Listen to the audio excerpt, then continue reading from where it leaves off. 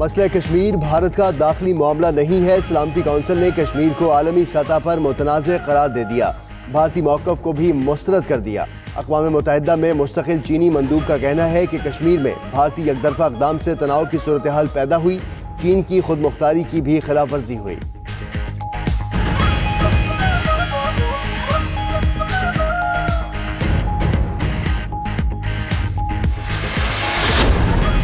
مسئلہ کشمیر پر سلامتی کونسل کے تمام 15 اراکین نے پاکستانی موقف کی حمایت کی۔ ملیحہ لودھی کہتی ہیں کشمیر کے حالات پر دنیا بھر میں تشویش ہے، آج پوری دنیا مقبوضہ کشمیر پر بات کر رہی ہے، کشمیریوں کو تنہا نہیں چھوڑیں گے، مسئلے کا مستقل حل چاہتے ہیں۔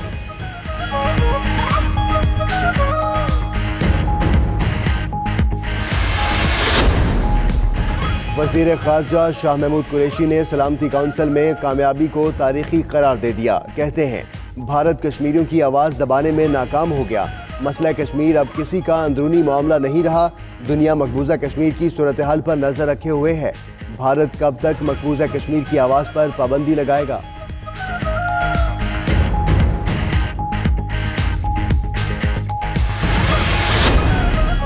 وزیر اعظم عمران خان آج قوم سے خطاب کریں گے، ذرائع کے مطابق وزیر اعظم کشمیر کی موجودہ صورتحال قوم کے سامنے رکھیں گے، کنٹرول لائن پر بھارتی اشتعال انگیزی پر بھی بات کریں گے، سلامتی کونسل کے فیصلوں کے بعد کی صورتحال سے آگاہ کریں گے۔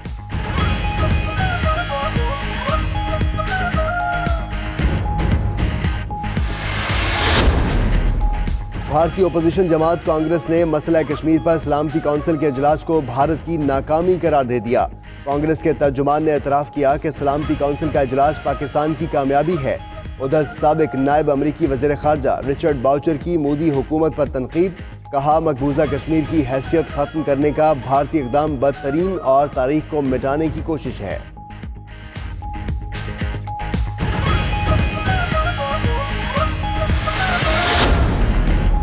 کنٹرول لائن پر بھارتی فائرنگ سے شہید لانس نائک تیمور اسلم باب پاکستان قبرستان لاہور میں سپرد خاک، شہید نائک تنویر کی نماز جنازہ خانوال کے آبائی گاؤں میں ادا، شہید سپاہی محمد رمضان کو میاں چنو کے آبائی گاؤں میں سپرد خاک کر دیا گیا۔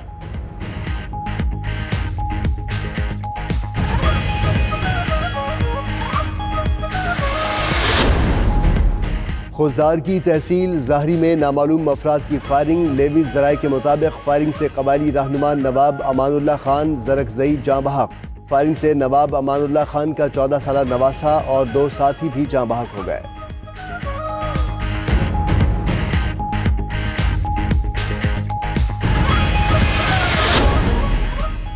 اور لاڑکانہ کے نواحی علاقہ یار محمد کالونی میں مسلح افراد کے گھر پر فائرنگ